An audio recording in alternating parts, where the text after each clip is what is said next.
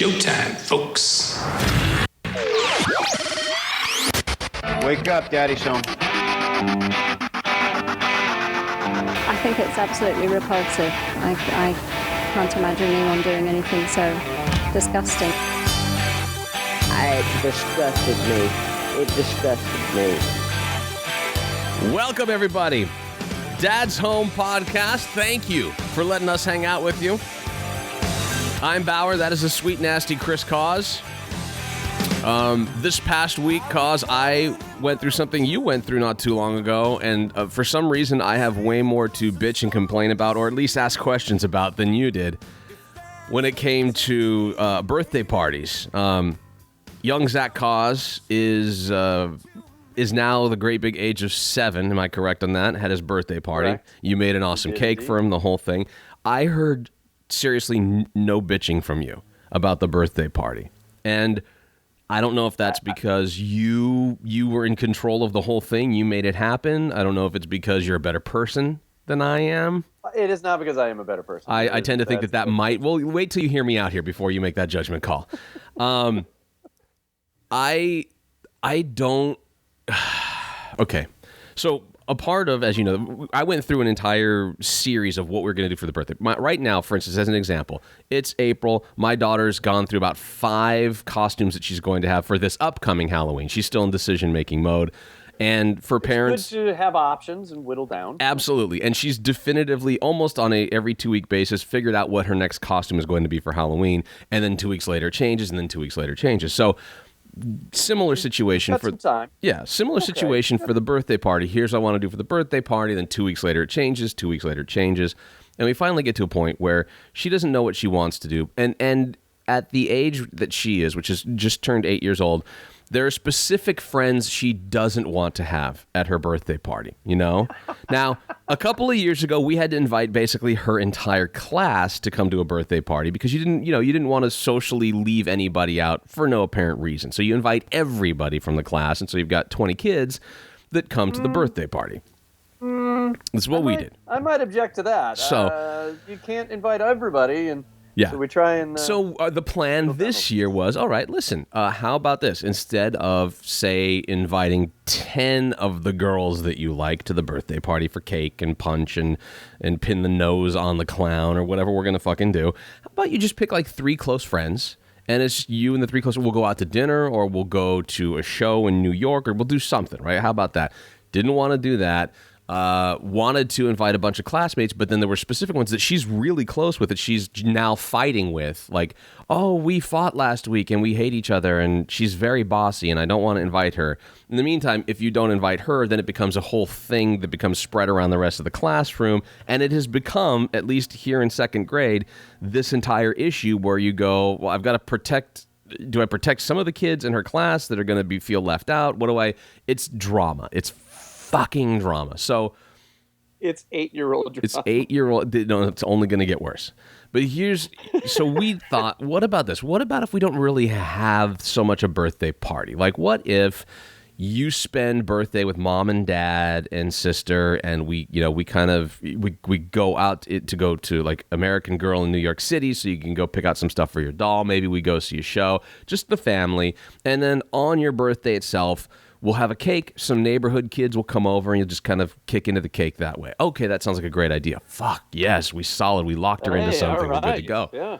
Then it turned into, over the time since we made the decision, a couple of friends invited here and there from school. A couple of people Now we have a dozen kids that are coming to the house. Now it's 14. Now it's 15 kids that are coming to the house, including all the neighborhood kids. So things alter, things change. We get the cake, and then it's time for me to go do some shopping for goodie bags, for a piñata, which we're going to have, things that, again, it was going to just be a small cake thing, but now this turned into this much bigger scenario. And I feel like I did a great job with the piñata. I feel like I did a great job getting all the stuff for it. I've got too much shit for it, frankly. There was stuff that I thought would fit into a piñata that just won't fit into a piñata. I didn't realize that. I didn't realize that these little... that a small Harley Davidson wouldn't fit into a piñata, and it's quite heavy when it lands on a child's arm. So I get all sorts of, again, and it just happens to fall. My daughter's birthday is 2 days after Easter, so we're already just done with chocolate and candy around here, right? We've got so much of it. Oh, okay. We had a giant neighborhood Easter egg hunt where on the street, the dead end street that we live in, about 7 or 8 houses all partook that had kids. And so imagine now like 50 to 75 eggs per house, and you've got maybe a dozen kids, 10 to a dozen kids, and they're going to each house doing an Easter egg hunt. It was a lot of fun. The parents were all drinking mimosas in the morning. It was great. But that was a lot of chocolate to bring home. So then we get to her birthday. I'm kind of like, well, I'm not going to get a whole lot of chocolate for the piñata. I'll just put some toys and junk in there. Get all of that. Get it all set up. Ready. It's raining, so we can't do it outside. So I have to put the piñata on like a paint roller stick handle and lean it over the living room so the kids can all pull down on the piñata. But it's good. Everybody's having a good time. One of the things that my wife asked me to do is to get, one of the things she wants to have for the gift baskets is comic books. And I said, okay, cool. Are you sure you want? She's like, yeah, just grab some comic books and we'll put them in there as well, along with some toys and treats. And I said, okay, cool. So I go out and I go to literally to a comic book and baseball card store that's closed at 3:00 in the afternoon. Why? On a Tuesday. Why? I have no idea. I don't know why they're closed. They can. I'm guessing because they're at their mom's basement, doing whatever. There was a really important Dungeon Masters meeting. Right, That was at 3:00 on a Tuesday. A sale on Funyuns at the grocery store. I'm not sure, but they're not there at the middle of the afternoon. They're not there doing the business aspect. So I have to go drive to like 3 different places. I finally pull up to a Barnes and Noble. And lo and behold, they have comic books. 2 things I recognized about comic books these days, because I don't know when the last time is that you purchased a comic book. I was never a comic book guy. And I'm technically not. Like, I love Batman. I've always been a huge Batman fan, a Superman fan. But even to that extent, not particularly big in the comic books. Love the movies, love the TV series, but didn't really follow along with, and got a little bit into some of the Dark Knight stuff with the comic books, but not a whole lot. But nonetheless, I'm thinking, well, I'm going to go get have some good comic books for kids. And the kids, range from, I think we had a 3-year-old up to the oldest was like a 10-year-old that was here at the house. So I'm gonna get some, and we got a couple boys that are gonna be here, and a majority of girls. So I'm gonna go get these comic books. So I get Wonder Woman and Batgirl and Supergirl, and just start handpicking all these comics out, realizing I've got like 3 boys. So I pull Batman, Superman, I think it was an Aquaman. I'm getting younger ones like a SpongeBob. 2 things that I realized about comic books. Number one, they cost about $4 a piece now. I had no idea. I thought like $1.50, maybe. Yeah, no, I imagine it's just anything with any kind of name value has gone through the roof. It's gone through the roof. It's that comic book kind of mystique. And I'm sure that there'll be some comic book nerd that's going to be like, those aren't real comic books. If you got them at Barnes & Noble, right. It's not really a comic book. Right. Yeah, no. I listen, it's a gift for kids in a bag. I wasn't going for like Aquaman collector's item number 1 from the Marvel. You know what I mean? Fuck all that. I'm just getting a comic book for some kids. That is...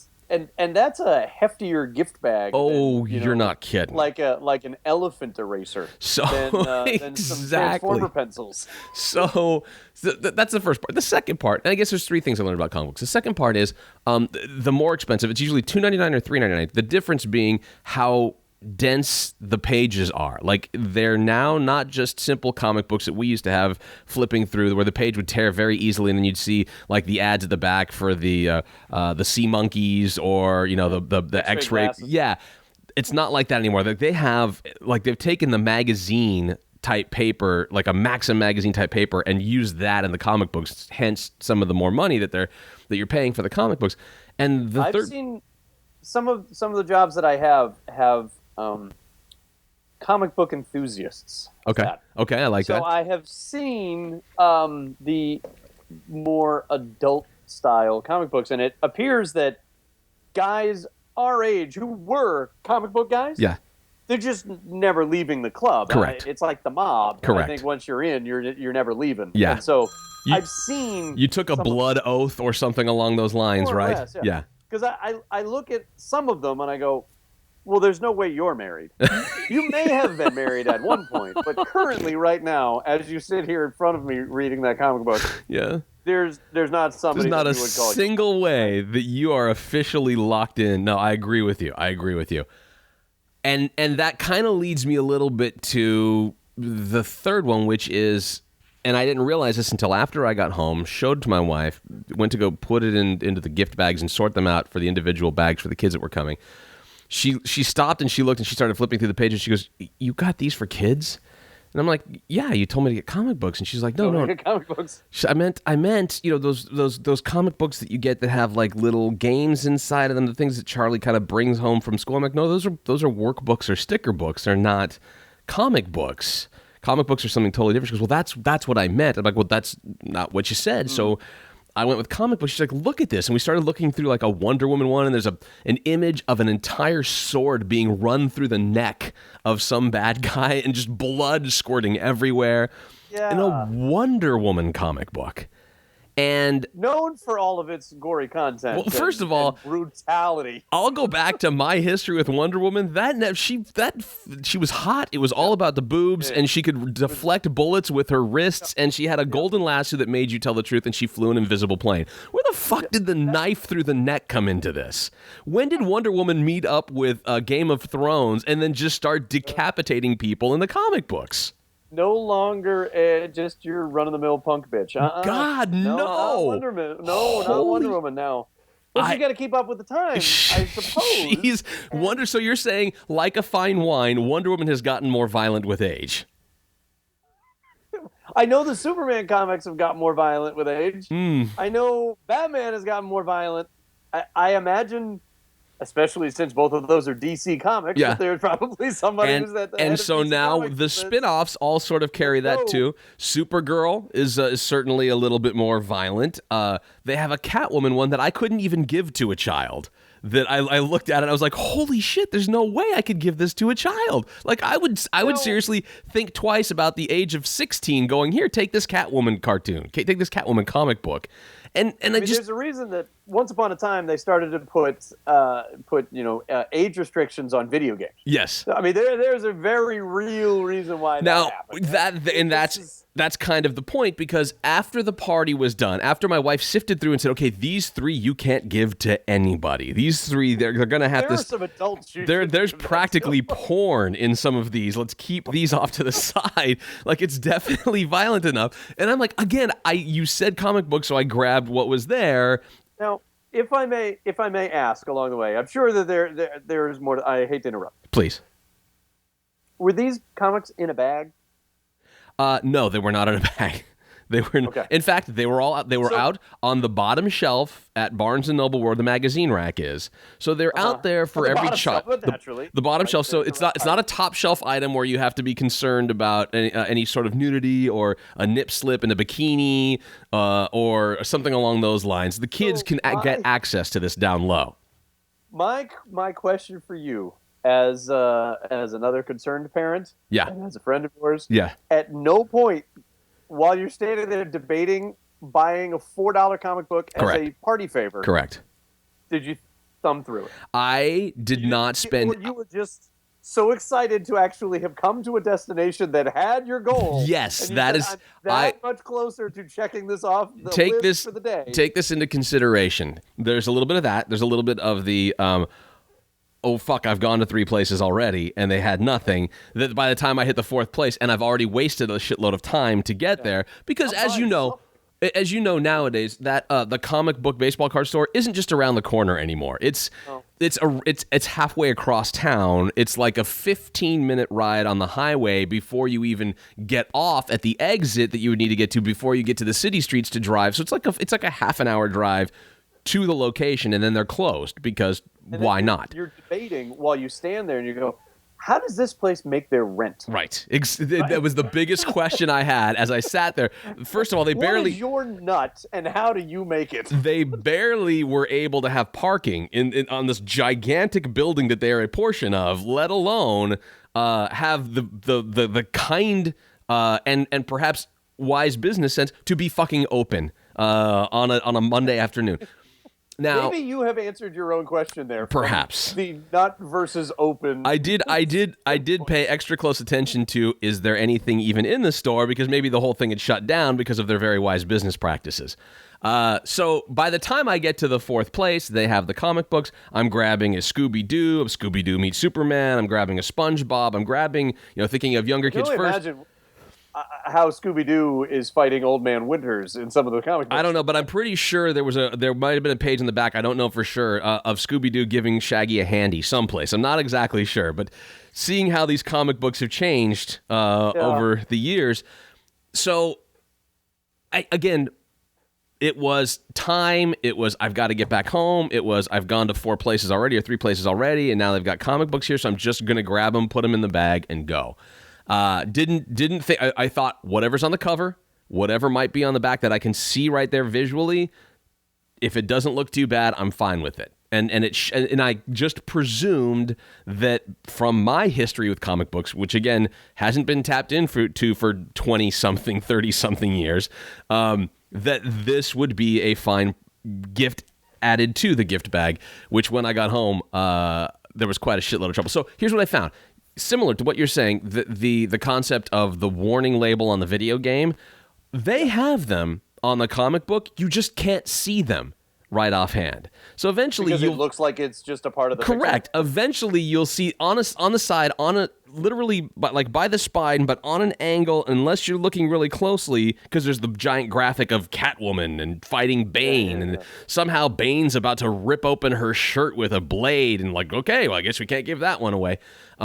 But on the cover, not anything like that. On the cover, just simple. Looks like there's just Catwoman with her claws out, and over here there's a thing that says T for teen. But I swear to God, if you weren't looking for it, and I wasn't, you wouldn't see it. And I didn't see it until I got home. And the same exact looking logo, like the parental advisory stickers that used to be on albums and cassettes and CDs and stuff, looks exactly the same as the one it is for all ages on the SpongeBob comic book. So there's no real simple differentiation. All of them were on the lower level of the racks at Barnes & Noble. There was nothing that was holding anybody back from just visually looking at them then. But I just want to give this warning to any parents who haven't touched comic books, and I know that this is probably such a unique thing. Nobody's running out to go get them as gifts or party gifts. It was unique. I liked it because it was anymore, unique. they're not. I'll tell you I that. would certainly beware at how fucking crazily violent and shitty comic books have gotten in the past 20 to 30 years. I would just be advised that area, frankly, I didn't look at the SpongeBob one, but there could have been some anal sex going on in there. I have no idea. I don't know just judging upon what I had to keep out of everybody's hand, this seems to me like it needs to be a concern that parents should be alerted to. Squidward! And it made me... Where are you going to put that? SpongeBob, bend over. I got plenty of holes. I looked like the biggest asshole to my wife coming home with these comic books. I got yelled at, and then we have luckily for us, we have a 16-year-old babysitter. It's a friend of the family. Her sister was babysitting Charlie for a while now. She's taken over the reins since her sister went to college. And she looked at them and she goes, I don't think this is a big idea at all for the kids. It's not going to be bad. Don't worry about it. Don't worry about it. My wife's like, are you sure? And I'm like, are you sure? Because I don't want to look like a big asshole here. So we sent out, there's a very big possibility that right now, at this moment, every fucking parent in this neighborhood hates me for sending their kids home with an uber violent or perhaps sexually graphic comic book that I wasn't aware of. And so it just makes me, because I know that for me, I had to grab basically 15 to 16 comic books, okay? And I didn't grab a 15 to 16 Scooby-Doo meets Superman or 15 to 16 SpongeBob thinking that that'd be safe for the older kids. I didn't do that. I tried to have range. I tried to have range for the girls, for the boys. Like, what boy wants a fucking, like right now, perhaps I could talk Zach into taking with a lot of coercing into taking, here, take this SpongeBob comic book, and then here's a couple of other things to make you feel better about taking the SpongeBob one. But like a Batman one, he'd be probably pretty thrilled, or a Superman one, he'd probably be pretty thrilled. I didn't have time to thumb through 15 comic books at Barnes & Noble to try to figure out what the fuck is in these things. So just realize, parents, dads, there's some fucked up shit in comic books right now that I was unaware of and that you should be aware of, because it made me look like a douchebag and, quite frankly, could cause a number of parents in my neighborhood to not talk to me anymore. But Charlie is going to be super cool in the next. Dude, she completely, all the kids are going to love her and be like, dude, she got us a fucking Superman comic book. He ripped some dude's head off. The Powerhouse. Right. Casa de Power rule. Right. Who knew that Aquaman, who knew that there were underwater zombies that Aquaman had to fight? And that zombies were eating brains of sharks? Who knew? That was so cool, Charlie. Thank you. In the meantime, the parents are like, they're never fucking going to the Bowers house again. What are those people doing over there? What are they doing? I'm so hyper aware of what Zach is going to absorb. Yes. I'm always saying, is his door closed while we watch whatever TV show? And I've always been that way. So to me, I somewhere along the line on the comic books, I would have called and gone, do you really need these motherfucking comic books? Right. Because I'm going to stop that. And then once I get there, I might have at least gotten the SpongeBob, the Scooby-Doo, the one. Yeah. But then, I might have, I would have thumbed through one. That's the only reason why I asked. And at the same time, I get that you get to the destination, you're like, I am so much closer. I'm 4 hours behind, yes. but I'm that much closer to finishing this task. Yes. So I understand. And normally, you said your wife is the one who was watching The Walking Dead and Penny Dreadful. Correct. And whatever else. Correct. So, your daughter. all of that then comes into consideration, right? Like, okay, well, if you're like, okay, so who cares? Like, there's a difference between watching somebody's head explode on Penny Dreadful as opposed to reading, like looking at it in a comic page that you can clearly tell. That's why they say there's a difference between comic book violence or cartoon violence and Bugs Bunny, shooting Elmer Fudd in the face, as opposed to, literally watching somebody on Penny Dreadful get shot in the face. There's a difference between those two. And I holding the picture of somebody with a knife in somebody else's throat. All the way through, from one, like the Steve Martin arrow through the head, only the sword started over here and went all the way through here with just us, like how sometimes on The Walking Dead, they'll blow a zombie away or they'll smack it with an axe handle and there'll be like, through the shooting process, there'll be a blood splatter that hits like the piece of glass right in front of the camera, so it looks like some blood splattered on the glass or on the camera itself. On the lens. Which is awesome. I love when that happens on The Walking Dead, but they do that in comic books now, and I had no idea. And didn't have any. And Wonder Woman, like I would have, for me, if I was handing them out to you, you'd be like, okay, let's look through the Batman, let's look through Superman, let's look through the Terminator, whatever. Eventually, you would have found one on one of the earlier ones, and then gone, well, I couldn't possibly be in Wonder Woman. I look more in Wonder Woman. Wonder Woman. It's Wonder Woman. Like that should. I mean, have they screwed Wonder Woman up? I mean, they're doing this. Like, I don't know. I'm guessing. This is just my guess. And again, this is only on the couple of pages that I flipped through. Okay, this is just my perception in the last couple of days. And this is coming under the guy who literally drove forever to find the comic books, got home, got in trouble for getting the wrong comic books, now possibly have neighbors that are hating me during the whole thing. My guess is Wonder Woman hit menopause and just got fucking bitchy. And now she went from like, all comes down to a heat flash. This comes down to like, before she's like, oh, it's fucking great with the bullets I can shoot off of my wristbands and the fucking golden lasso. This bitch needs to get violent. So she's like, I pal up with Superman every once and again. He's always the muscle. I'm just flying an invisible jet. Fuck that. He's gonna see what I'm made of here. If you fuck with Wonder Woman, this is what happens. So she starts shoving swords in dudes' necks, and it really kind of, I mean, that's certainly, if I'm the Joker, if I'm the Riddler, I'm thinking twice about fucking with Wonder Woman if she's shoving javelins through people's necks. That's just what I'm saying.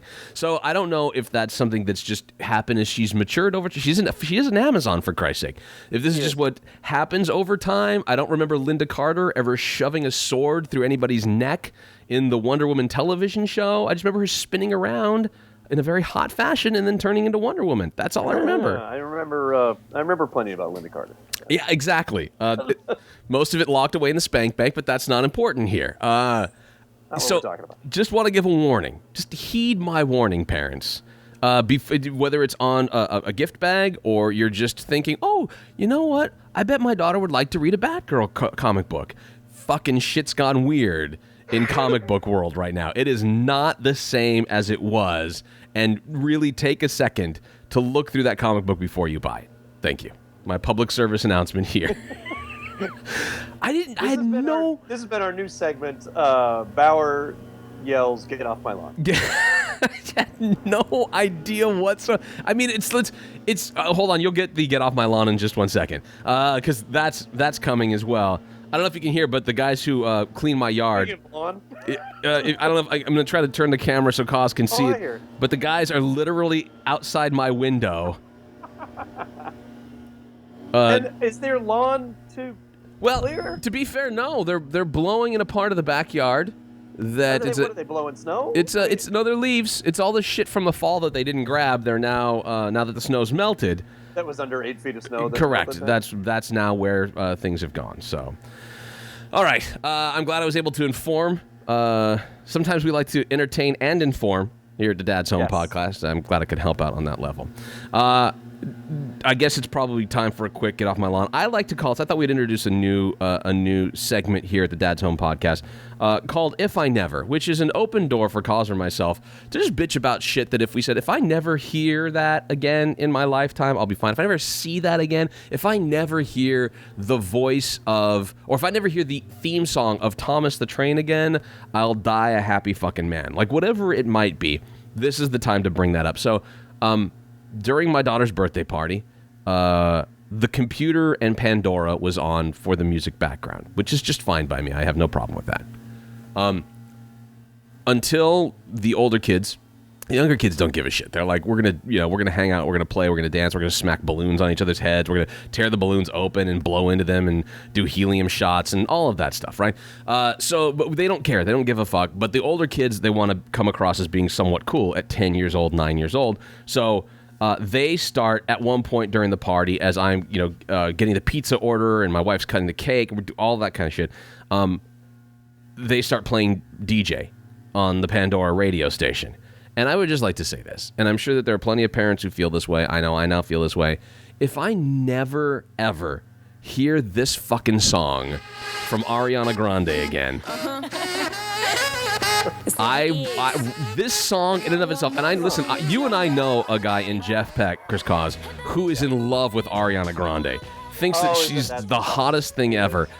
My guess is, and I don't know, maybe you can check on IMDb, I don't have any idea how old Ariana Grande is. To me, she seems like she's about 15 to 16 years old. I'm sure she's legal now. Okay, so I was going to say, if she's 21, I'll be shocked to shit. But she was on one of those shitty Nickelodeon shows that my daughter used to love to watch, and now she's got this shitstorm of a song. She is 21. Are you kidding me? She was born June 26th, 1993. Oh my God. Which is awesome because I was in college. But right. Yeah, she will also be playing here in Tampa coming up. Oh, good for you. July. July. This, for all of her tiny go-go skirt, go-go boots that she does in the video, this song would ruin my erection at any time. This song...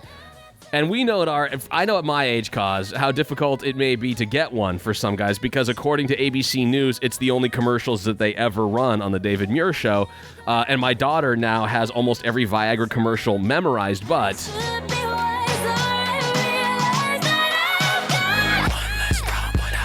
If I never hear that shit song again, I will die a happy man. She's not exactly... talented? I'm sorry, what was I thought you were saying talented. She's not exactly anything. She is, except for somebody who takes advantage. And my daughter loves her. My daughter loves that song. The kids were dancing like fucking crazy to that. But my problem was that once that song was done and it moved on to whatever the next shitty song was, they went back and they just kept playing that song over and over and over and over. Like Katy Perry vomits at that song. I bet if you're a 10-year-old boy that Ariana Grande is definitely... Oh, yeah. Well, to be fair... I understand that. To be fair, there's quite a range, because I guess that varies somewhere between 10 years old, as you mentioned, and Jeff Peck is 28. So someplace in between there. Someplace range for how hot Ariana Grande is. Well, they always talk about target demos. Right? Yeah. You want to have a range. You've got... So what we found out is there's a masturbatory range that varies somewhere between 10... and 28 to, we'll call it 30, just because I'm going to give a little bit of leeway on that side. we don't. Over the past couple of years, we don't listen to a lot of music. Yeah. Just kind of around. It's not a big thing. Right. So I'm always kind of amazed when Zach knows a song. Yeah. And I mean, he does Zumba as some of the days. It will be martial arts some days and Zumba others. Right, So right. he does listen to that, or other different times he's been at daycare. He's heard other songs that they put on. And so there was one time somewhere along the way where I said, "Okay, well, Zach, what do you want to listen to?" Just in the car. Yeah. And I'll go through and I'll see if I can find something on the phone. And he said he wanted Gangnam Style. And I was Okay. like, now, how do you?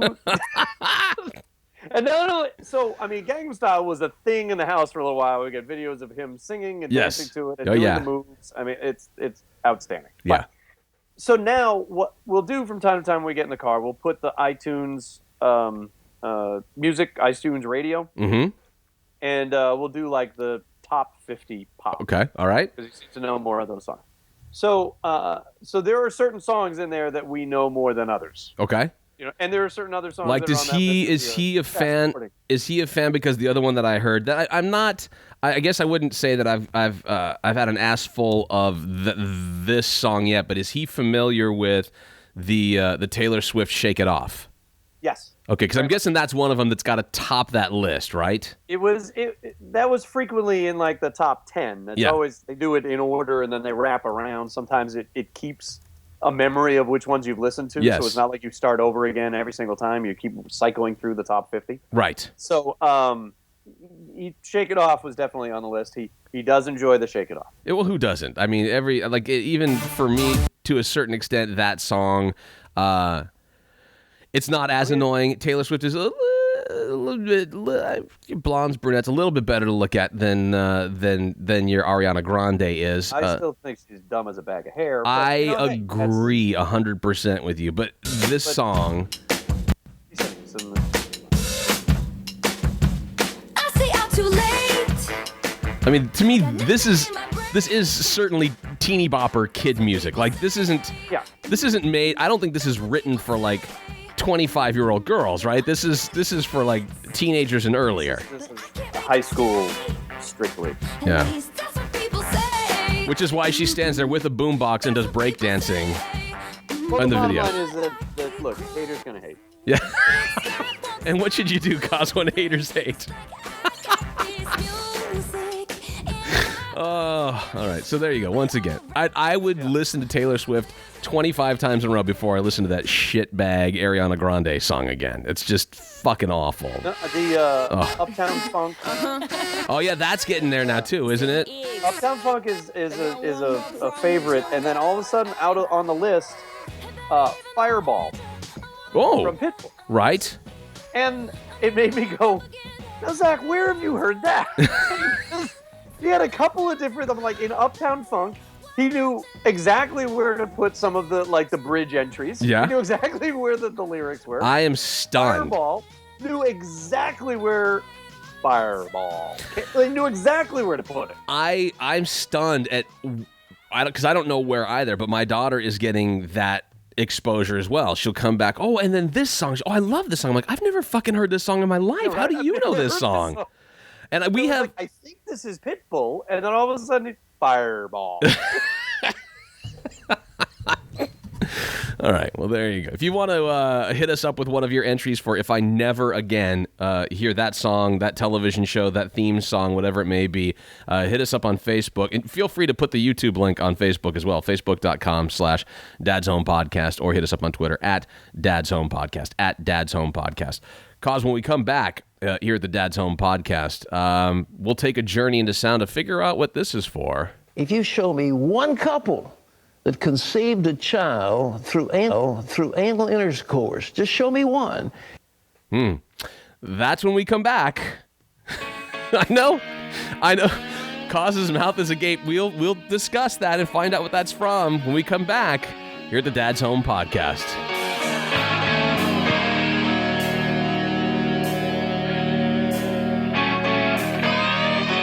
It disgusted me.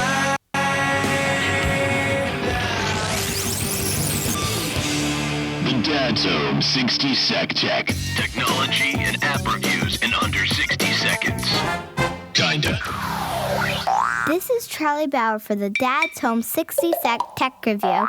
Today I'm reviewing a brand new app from the very funny comedian Sarah Silverman called Uncle Sarah. This is good. Need a refresher course on your ABCs? Well, I don't know if that's true, but that's interesting. That's what A is for. A hilarious and twisted look at the alphabet with very important words like... O is for Oprah, the Queen of America. And what would the alphabet be without? D is for diarrhea. Sometimes when I'm nervous, I get diarrhea. I love to hear a great made-up story. Once upon a time, there was a princess, and all she wanted was some coconut water in a glass bottle from Whole Foods. Unlike my dad, she doesn't pretend to listen while checking his NCAA tournament bracket while quickly draining my college fund. And she'll listen to you, too. Well, I don't know if that's true, but that's interesting. Uncle Sarah is f***ing awesome. She beats the pants off the touchy uncle. Actually, let me change that to beats the pants on. We here at the Dad's Home 60-Sec Tech Review give Sarah Silverman's app Uncle Sarah 4 3/4 out of 5 stars. We'd give her a 5-star review if she had said just once. Is that too much to ask for? Just once. God damn it. This has been the Dad's Home Podcast, 60 Sec Tech Report. For more tech stories and information, log on to dadsHome.com.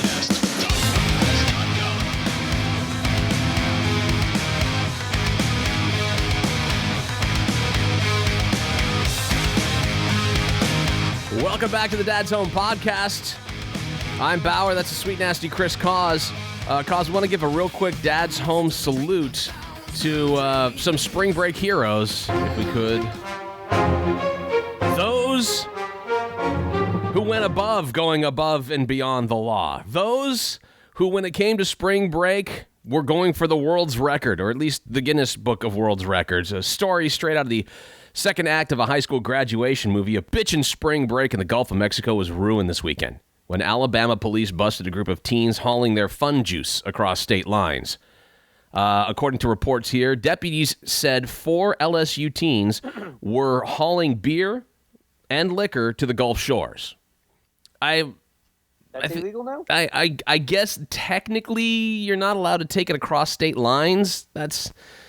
And I guess this comes down to forfeiting an amount of beer money.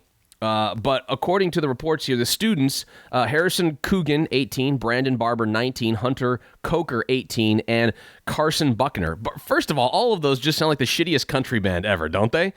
Hey, I'm Harrison Coogan, I'm Brandon Barber, I'm Hunter Cooker, and I'm Carson Buckner. We are Interstate 10. Like, that's just the shittiest country band ever. They were ironically on Interstate 10 in a Ford pickup that was towing a trailer with an expired tag when they were stopped by deputies, according to the report. During the stop, the pickup's driver gave deputies consent to search the trailer. Why? Because he's a dumb fucking teenager and has no idea. He's like, yeah, go ahead. Search the go, yeah, why not? Well, he also may have thought, well, if they're teenagers, they're not supposed to have booze. Okay. Yeah, so the authorities then opened up and found nearly 2,000 beers, 5 liters of boxed wine, and 8 bottles of liquor among the confiscated alcoholic beverages. See, this is a time, Cause, where if we had time, I would do a closest to the pin for you to figure out how many 18 packs of Natty Light did they have in the back of this trailer. How many 18 packs of Natty Light? As I've mentioned, I gave you if you could do a little bit of the math with me, then you'll see where that comes into play. But I'm just curious how many Natty Lights cases of the 18, not just we're talking like Strohs and beyond. Like the 18 packs were found inside this trailer. It's a tough one. I understand that. It's a very...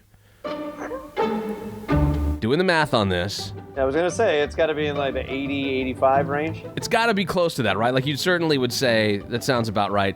Police found and confiscated 106 18-packs of Natty Light beer, 5 12-packs of Corona, and 5 liters of Franzia boxed wine. So they were bringing stuff... They robbed a liquor store in the back. Somebody left this stuff out on the pallet behind the liquor store Yeah. before it got put inside. Right. And they just took it. Right. What I like about this part is that in addition to, the several bottles of tequila, vodka, whiskey, rum that they all had back there, and the 106 18, that's like a pallet and a half of 18 packs of Natty Light, and then the 5 12-packs of Corona, because you got to have your good beer for the good nights.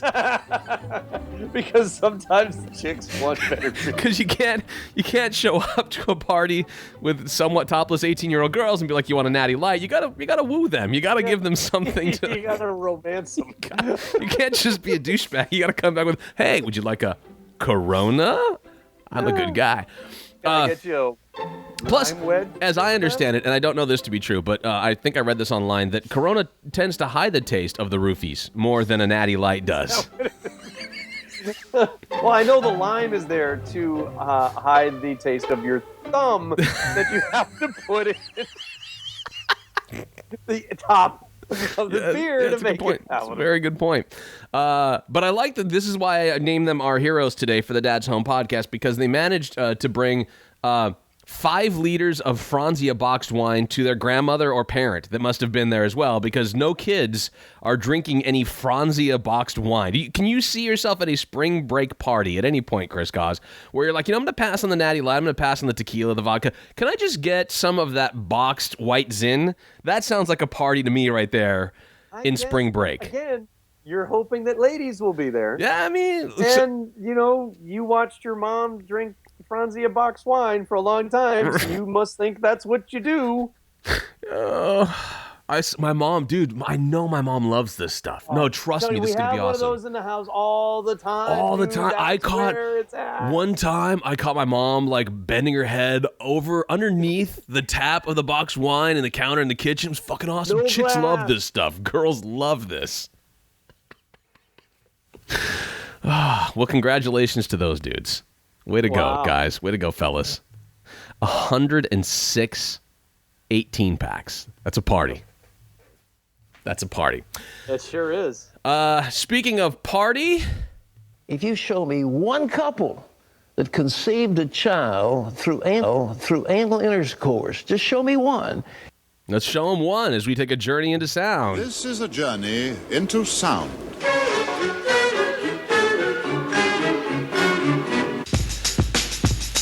There's a point, well, pretty much through that whole clip, that I think Pat Robertson might have had 5 liters of Franzia wine. This is a journey Now, into sound. this brings up an interesting question, just right off the bat. Pat Robertson's alive? Yeah, and somehow, I don't know how this manages to continue with his 700 Club television show. Not only that, and this is probably goes to a bigger question, Cause. There was a question from a viewer, to which, was it pounded into stone tablets and sent to him? Because you've got to be fucking old to write something to Pat Robertson and expect him to answer on some level. It wasn't a tweet, as far as I could tell, that came through. It wasn't on the Pat Robertson 700 Club Facebook page, as far as I know. Just before you play it, I would go ahead. I was thinking in my head of, all right, this is Pat Robertson. I have a feeling that he's still upset with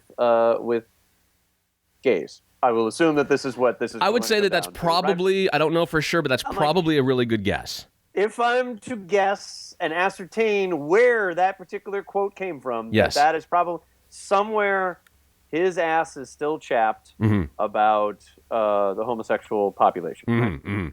So am I correct? Is he the same guy who came out against Teletubbies way back when because of the gay Teletubby? No, wasn't that Jerry Falwell? I don't remember. I lump them all together generally. So I decided that while you were talking right there, what I would do, figuring that that's where he was going, and I wanted to support the argument that I was about to construct. Yes, please. I would enter in the percentage of population that is gay. Okay, very good. Very good. I like what you're doing here so far, yes. And again, the box of infinite knowledge. Everything is always true on the internet. Right. However, Google beat me to it because I have percentage of pop. That's what I entered in. Right. And my drop-down menu of options. First thing is percent of population that is gay. So the next question also, that it was suggesting to me, percentage of population that is left-handed. Oh, So hold on, the gays. So people are more concerned with the population of gays than there are of left-handed people. Gay, left-handed, green eyes, blue eyes, and by race. Those are the options that just dropped down when I typed in percentage of pop. Interesting. Okay. I hate to interrupt again. I thought you would find that interesting. I completely. I will say this: you were factually correct. In fact, it was Jerry Falwell in 1999 that thought Tinky Winky was a homosexual Teletubby. So let's get back to the question at hand here, because I believe it's I believe they probably do this segment. I don't even. Is this show on daily? I don't know. Thankfully, I never watched this fucking show, but. Let's see how this starts off. This is a viewer who says, if same-sex couples, especially those who are married, claim they're Christians, how can they continue to live this lifestyle? As a Christian, if they read the Bible, they should know the Bible's definition of marriage is only between a man and a woman. Please help me understand. Look, political. Okay. So many different ways to go here. But so in this viewer's mind, if you're gay, you can't still be Christian, I think is what they're trying to say, correct? Because it's an abomination. Okay. All right. Let's see what Pat has to say on this. Again, Pat, who might actually be as old as God, probably hung out with him. They had a few beers at one point in time. Let's see what Pat has to say here. Correctness is trying to do away with biblical values. Chaplains that care to this are being censured in the military. Businesses that want to hold their standards. The gays want to control everything. This is part of the left-wing agenda, to do away with Christian values and substitute for Christian values the, progressive concepts of morality. You take away prayer in the school, you take away Bible reading in the school, you take away... Apparently he thinks that the gays are to blame for all of that so far, because in some way the gays and the progressive... Thankfully, he didn't use media, but the progressive nature of people are trying to do away with everything. They're trying to get rid of everything Christian, rather than, hey, I'm going to tolerate who you are and what you believe, but I'm also going to tolerate what this guy wants and what he believes and what she wants and what she believes. No, they're trying to do away with everything Christian. There's a tinfoil hat wearing sort of lifestyle going on for guys like Pat Robertson. And at the core of it, positive that is what Jesus would want. Yeah, he would really. Everything that he wrote down in the sequel. Yeah. In the Bible is all about is definitely vengeance. Yes. And it has nothing to do with turning the other cheek and loving thy neighbor. No. And it all really has to do with this: beware, because people are coming to try to get your religion. That's what it sounds like Jesus was trying to preach. Here's what I would like to try and stay with on a math standpoint. Yeah. Okay. According to the Centers for Disease Control and Prevention, and why they are the keeper of this information, I don't know. Right. Okay. 96% of adults identified as straight. 1.6. No, that's not how. All right. According to the Washington Post. Okay, Washington Post. Washington Post, as of last July 2014. 1.8% of men identify as gay, 0.4% as bisexual, 1.5% of women self-identify as lesbian, and 0.9% as bisexual. Okay. So, the bottom line is we are talking about 4% tops of the population. Right. What do you care? Right. Right. 4% of anything is not trying to take over anything else. Although, to be fair, I believe that Pat Robertson would be thrilled if he could get 4% of the audience of everybody alive on the planet. 4%. Yeah. 4%. Well, every single time you hear any kind of anybody having any problem with the 4%. Let's continue, because I'm sure Pat's going to make a brilliant point here, Cause. Let's listen in to see what Pat Robertson has to say to add logic to this story. This, that, and the other. You tell me, if anybody, if you show me one couple conceived a child through anal intercourse, just show me one in all the world, and I will say, I agree with you, you're right. Show me one. Either there are 8 billion people, 7 billion. Show me one time when a child was conceived by that kind of sexual activity. It is unnatural. It's unnatural, according to Pat. Again, I don't think that's what it's for. I don't think it's. I'm not sure that that's the reason. It would be my guess. I refuse to put that into Google to ask that question. However, I have heard stories. That's what it's about, Pat. And again, marriage was once upon a time conceived as like land deals. Yes. They're ownership, property. It's ownership. It's property. It's merging of families and land. Right. So it merged into being about love, and that's why we choose to get married. Correct. It's not about procreation either. Right. Clearly, it's not, and I don't think that has anything to do with it at all. Right. And if you, by the way, it just as a quick side note, like you just said this week. Yeah. Yes, that is correct. This isn't from 10 or 20 years ago. This is literally this week. For not liking anal intercourse is because you can't procreate that way. And it's unnatural, according to him. Yes, correct. Unnatural. Correct. Wouldn't the argument be anything is unnatural that isn't for the sole purpose of procreation? Wouldn't you say that if God created it, it therefore becomes natural? Well, you could certainly, I would think you could make that argument. I would like to go ahead and, speak his language. Yes. Is that what we're talking about? You know what else is natural? Hemlock. Yeah, yes. But we're not supposed to take that either. So it's not everything is natural is good. Right. Exactly.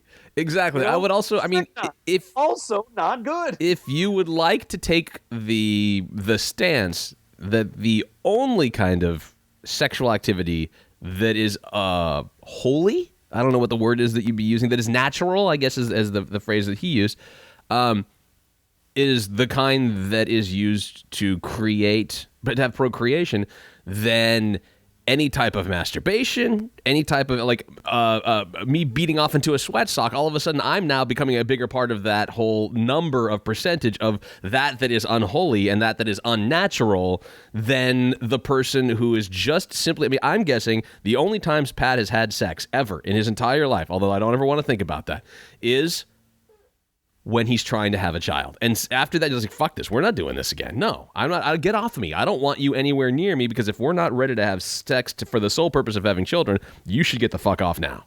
One, you're really, really concerned about this. Listen to him. Really show me one. Bring one to me. I want to have this conversation. Really, really concerned about this, whereas it's not even a passing thought. Yes, exactly. And, you know what else is natural? Dinosaur bones. Bring one to me. Okay, I'll bring one to you tomorrow. We have museums that have them. Yes. Whole sets. Yeah. And listen, Pat's a little. Is there any other Journeyed In sound? He's oh god, yeah. Pat's a little obsessed with the anal sex part. You're really thinking a lot about it. Mm-hmm. A lot about not even 2% of the population at all. Activity. Let's make a quick switch here as we go over to the world of sports, cause something both you and I happen to be fans of, the world of sports. This in particular, I'm positive I didn't watch one college basketball game during the tournament, during the NCAA tournament. I won the league. Not one pass. The tournament bracket that I was in, I won, and I literally. Congratulations. Thank you. I literally sat down with a 2.5 minute, 2 minute and 50-second Green Day song, filled out my bracket therein, dropped it in, and I ended up winning. But one of the big games leading up to it in the Final Four was Kentucky versus Wisconsin, and Kentucky ended up losing. They were the favorite. They had gone undefeated going up into that game, and which I guess is part of the reason why the player at the press conference afterwards dropped both the F word and the N word in reference to another player. George Schroeder, USA Today. This is for Carl. I wonder if you could talk about Kaminsky and what makes him so difficult to defend, and what, if anything, is unique about defending him, things he does. For Carl? Now, listen, we're talking about some college kids here who may not be real fluent in the way a press conference works, and that everybody that's up there at the press conference and has a microphone in front of them, pretty good knowledge to know that mic might be live. So even if you think you're whispering something under your breath, it becomes amplified in front of said microphone. You don't feel as though that during the communications class they might have mentioned that? I believe they may have taken communications at UNC in a class that didn't actually exist, just so the players could get the good grades. But as you'll hear here, a little frustration has shown itself to a Kentucky player, and they decided George Schroeder, USA Today. This is for listen Carl. for the whisper here. I wonder if you could talk about Kaminsky and what makes him so difficult to defend, and what, if anything, is unique about defending him, things he does. I mean, it sounds like you put it in after the fact. To be fair, that could also be the start of a Jay-Z song. I'm not sure, but in this case, you could actually see his lips move. There was according to the best of what I saw. Granted, they did sort of, television crews tend to block out things to the side. Yeah. There was no puppeteer anywhere around. I didn't see what that fucking shitty comic Jeff, not Foxworth. Who's the other one? The one who does all the puppets and the mad. I hate that dick. I know.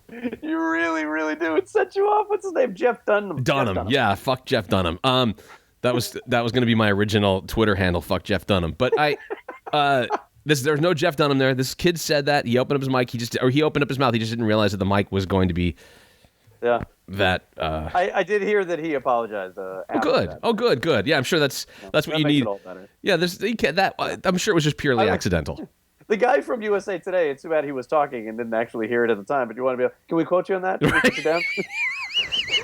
I'm gonna quote you on that, okay? Sound good? Good. I'm going to put that down as F that N. I watched this happen as I was watching the television show. I think I've brought it up here. I'm old, and that's part one. Part two is that I watch the nightly news on ABC usually, although I am about to stop that because of the pure Viagra commercials and other commercials that come on that my daughter has to go, what's erectile dysfunction? You can watch it on Hulu Plus. Okay. That with might have a little less Viagra commercial. Do they still? They won't wipe them out altogether because they do have a commercial break in between. Right. But the commercial breaks on Hulu are only like 10 seconds long. Okay, but so they won't have the hot British chick talking about how guys she would rather roll around in the hay with a guy with a big giant heart on than a guy who can't get it up, and thus you should buy these pills. I recently was able to acquire a sign-on for the Watch ESPN app. Yeah. So I'm able to watch ESPN now. Okay. And I saw her rolling on the bed and roll on over and be like, hey, want some of this? Right. Take some of that. Want to get all up in this? Literally the whole point of the commercial is this, huh? I want some of this. I'm all up for this, but you got to do that because I don't want any of that. Let's take care of that with this, and then you can get that. So that's a better commercial that we just acted out than the actual one that they air. Because I don't have to explain any of that to my daughter. She'll just laugh at it. All right.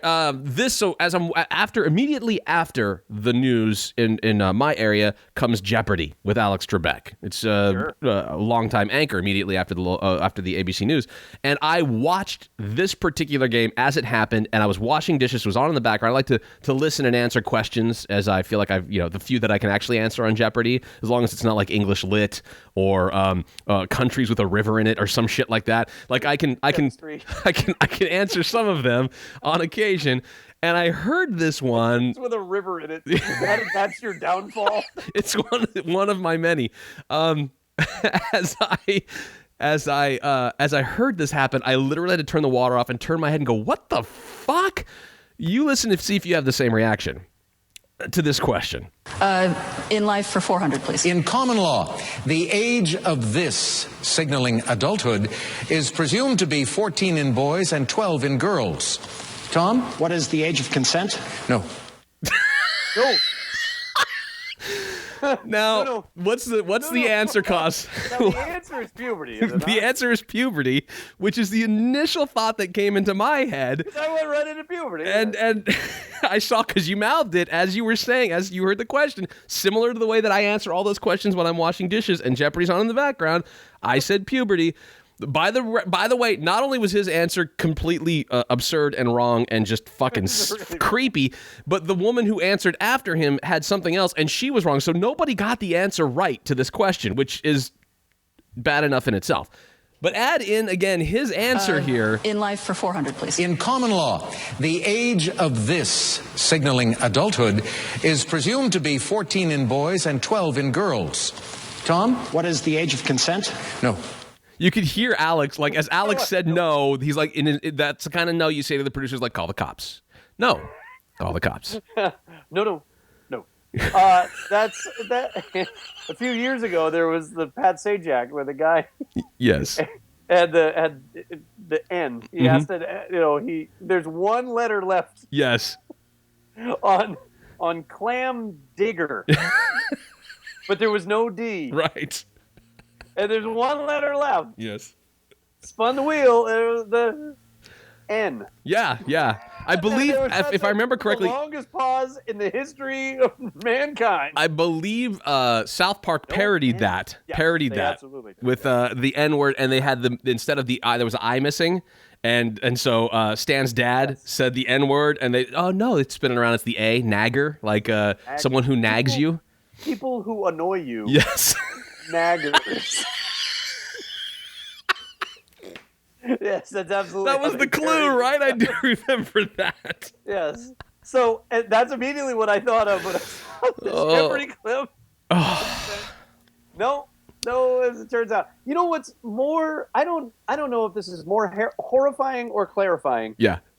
We were watching some show that was dealing something like this. And we were like, boy, that's a young girl. It might have been, it might have been Californication. Okay. There was that little bit of that storyline early on in Californication. And there is a map on Wikipedia that will give you colored reasons, colored ages of consent around this country by state. Okay. Because we looked it up. It was like, is that what it is in California? Where would be the Right. Again, it's different in California. Right. And like 15 was as young as it got, and then most were 16 and 17. Right. For guy who was answering, is 12 the age of consent? I tried to rationalize it. I tried to say, well, maybe because Alex said common law. You heard like common law. Yeah, I heard common law, so I'm thinking, okay, so is he thinking like that's the age to get married, but it comes out age of consent? It just sounds fucking rapey to me. I don't know what. It's just really creepy. Now, then that's our another public service announcement. You can check state by state what the age of consent by color. And let me just piggyback onto that. Chris Hansen is getting a new television show. Please tell me it's Take a Seat. It's called Hansen versus Predator. I swear to God, that's what it's called. It's going to be on TV. It's the return of Chris Hansen and To Catch a Predator on television. This guy may be the first person to take a seat and have some homemade chocolate chip cookies and sweet tea. It could be him. Two more things to get to. Number one here, just some awesome 9 to 12-year-old girls playing Metallica in their band in Mexico. To a T, 3 girls doing the job of Metallica, which usually takes 4 to do this song. And this is tremendously awesome. Did a kid run in with his gun and shoot it into the air? Not as far as I know. Mexico, yes, that's a tradition there. Clearly, these kids were given guitars instead of guns. Although I don't know what happens at the end of the performance. Perhaps a cannon comes out of the drum and they start shooting that in the sky.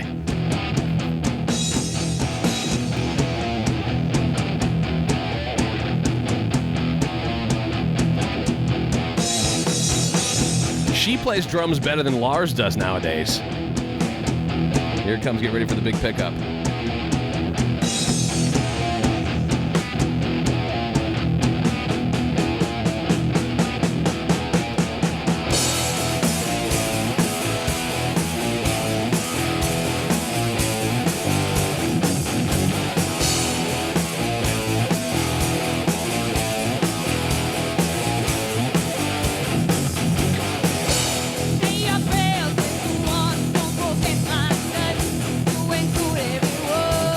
I would rather see them than Metallica right now. I would pay to see them do Metallica songs rather than James Hetfield's fucking old ass doing Metallica songs. The last time I saw Metallica was when Mario Rivera made his last appearance. Correct. Yeah, when they came out of the outfield and played shittily. Yes, exactly.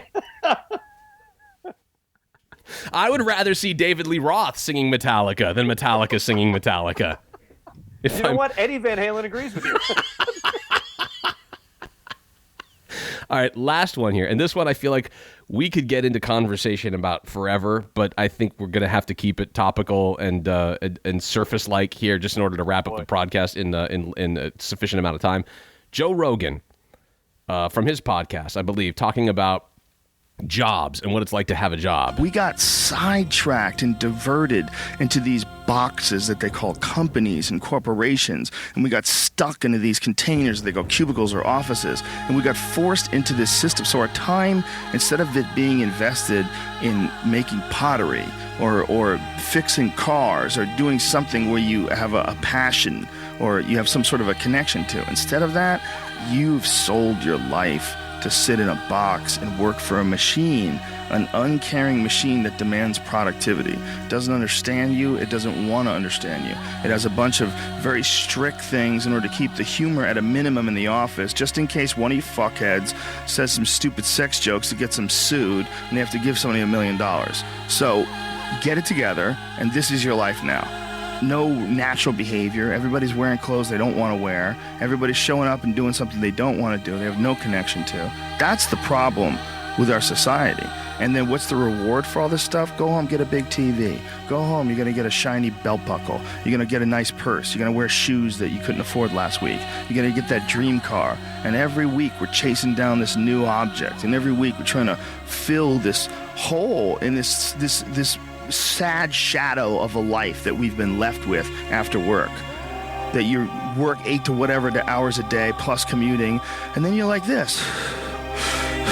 And that's your life. That's your real fucking life. All that other stuff is not your life anymore. All that other stuff is work. And most of us have committed to that. I know you've been there before, and I've been there before. And we understand that it's a trap because we got out of it. But for the people that are in it, a lot of times they don't even understand it's a trap. They just think it's a good job. They think they got dental. I'm doing really good. I got my own parking spots, got my name on it. And you're just a piece of a heartless, shitty machine that makes money. Now, here's the question I want to ask, because there's a lot of levels to go there. There's a lot of depth to that conversation. But I think that's something that we can bring up on an entirely different podcast, or maybe even like a bonus podcast another time. But here's the question that I want to ask to you specifically. It applies to me and any other stay-at-home dads that are listening to the show. Did you find going from a working for a company in a company situation to being the stay-at-home dad, and then once you began looking for work again, did you see a distinct difference in the way, whether it be a level of happiness, noticing things differently, seeing things differently when you became a stay-at-home dad than being engulfed in sort of that corporate world, whatever that means to you, whatever the business, the corporation was? Did you notice any level of differences? Joe's talking about here, the ability to have your life look, and I guess your perspective of your life look differently. You're passionate about the things you're passionate about. You're seeing yourself through that. When you're in the corporate world, that then becomes your life and about attaining the money, the goals, those kinds of things. Do you see that change when you became a stay-at-home dad at all? Well, first off, I think that is one of the worst yoga meditations I have ever heard. I think it's somebody who produced music in the background. They took the clip of Joe's podcast and then put that shitty fucking music in the background. Like I was waiting, like Daniel-san was going to come out and start with like waxing a fence or some shit. And breathe. Yes. And the thing is, most of the time, when I became the stay-at-home dad, part of it was out of necessity. Part of it was because my wife got a great job, and we made the debate of trying to figure out, if I go and I get a crappy job, and all of that money just goes to daycare, what's the point? Correct. And you wait long enough in your life that you don't necessarily want somebody else to raise your kids. Correct. So that was a decision that we made, and I, as my son got a little bit older, tried to find some other way to get back into that, and ultimately we can pontificate all day long on finding we don't want to get caught in the trap and in the boxes, but we still need to eat. Sure, you still have bills to pay. We don't live on farms, and we, more often than not, we're not self-sufficient farmers, or find other ways to barter and trade goods. that ultimately we need to make some form of money so we can provide for our family. Yeah. And it's not going to change anytime soon. And don't get me wrong, we are in a downward spiral of corporate mastery, for lack of a better term, and just the idea that it is all being owned by different corporations, and it's like that smaller and smaller amount of people that is owning more and more and more things. I mean, here in Orlando, we wish we could find more operations that are just mom and pa restaurants, just to go to, for sake of example, just a restaurant. Yeah. Because right here it is Chili's and it is Applebee's and I mean it is Outback, and those are tasty and that's fine. But you still would like a little something more individualized. Yes. Because otherwise people come into town from wherever else they live and they're like, hey, I know Golden Corral. Right. I'm a saddle up to the trough here at the Golden Corral. Right. I know Hooters. I know what Chick-fil-A tastes like, so I'm going to go there. Exactly. So, from a stay-at-home dad standpoint, there are more often than not, I would spend my time trying to find my way back into it than it would be finding some kind of inner peace. And maybe that would be different if, for a lot of other people, be it either stay-at-home mom or dad, if your spouse is making $300,000. Sure. And all you have to bitch about is having to have date night every week. Right.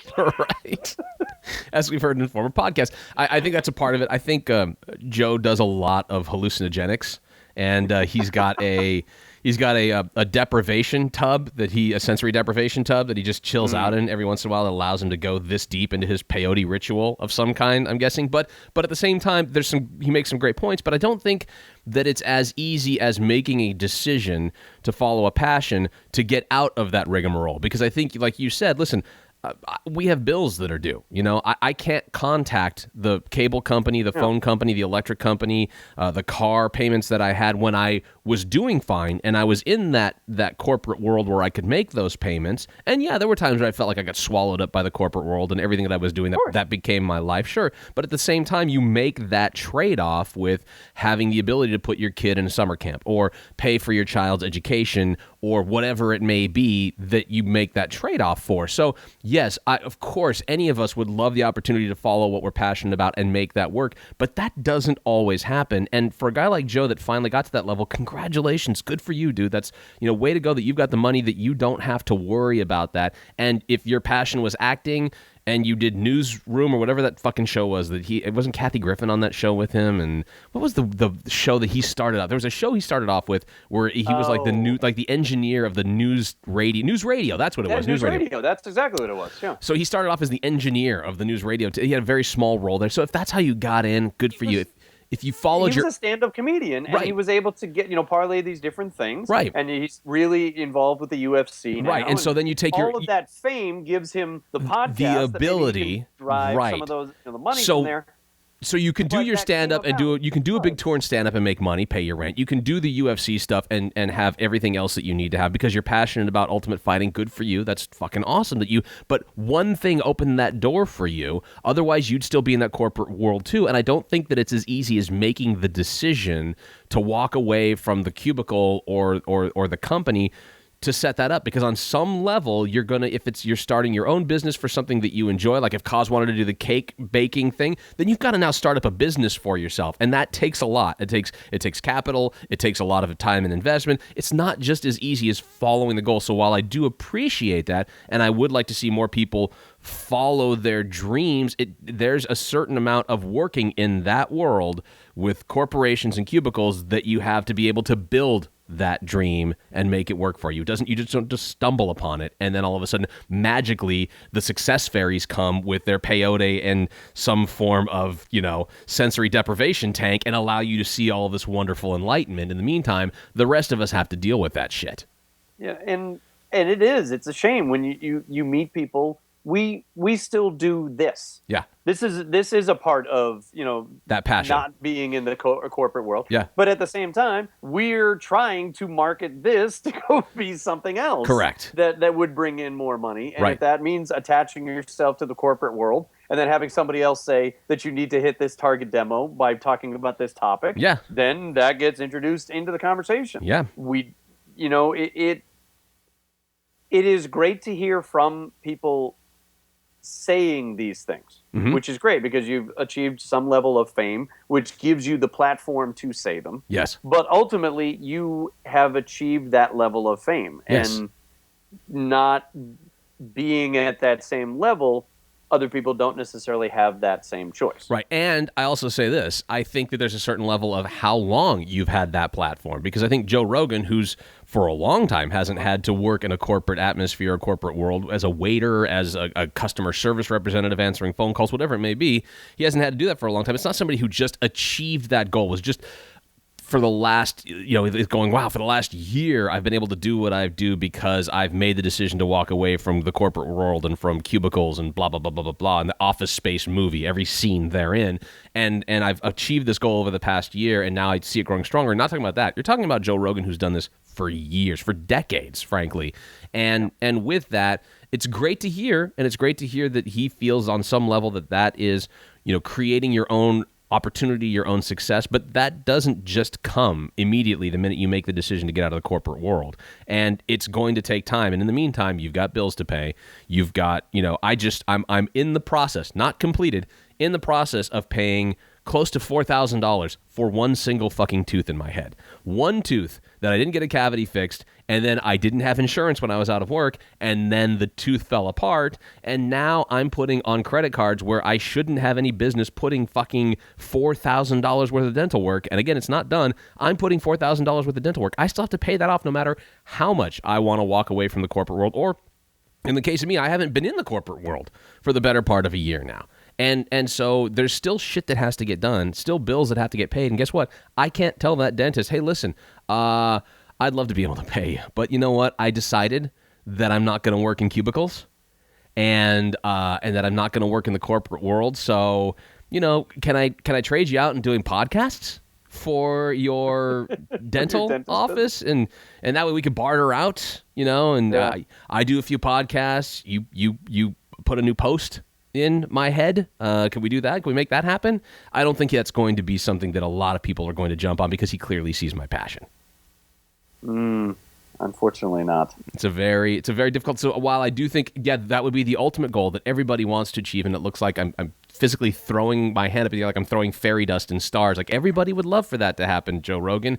It doesn't happen for everybody, and it's not as simple as making a decision. There's going to be steps, and maybe you make those decisions while you're in the corporate world, and you go, okay, I'm going to give myself 1.5 years or 2 years to write the screenplay, or to create this television show, or to do my stand-up act, or to, start my cake baking business, whatever it is. And good luck to you with that while you're earning that money, while you're putting a nest egg away. Good. If you've got a family, good luck with the nest egg. But as you're putting that all together, then maybe you've gotten the chance, but you've built up to that. It's not as simple as just going, today I make the decision to change and I'm going to follow my passion, and then all of the heavens open up for you. Unfortunately, it doesn't work that way. That'd be cool, though. Be great. As soon as you find that unicorn, you let me know. I most certainly will. I'd like to say I would trap the unicorn for us, Cos, but those things are fucking squirrely, as I hear. I don't know for sure, but that's what I hear about those unicorns. That's it for the Dad's Home Podcast. For Cos and myself, reach out to us on Facebook, facebook.com/Dad's Home Podcast, or on Twitter @Dad's Home Podcast. Until next week, see ya.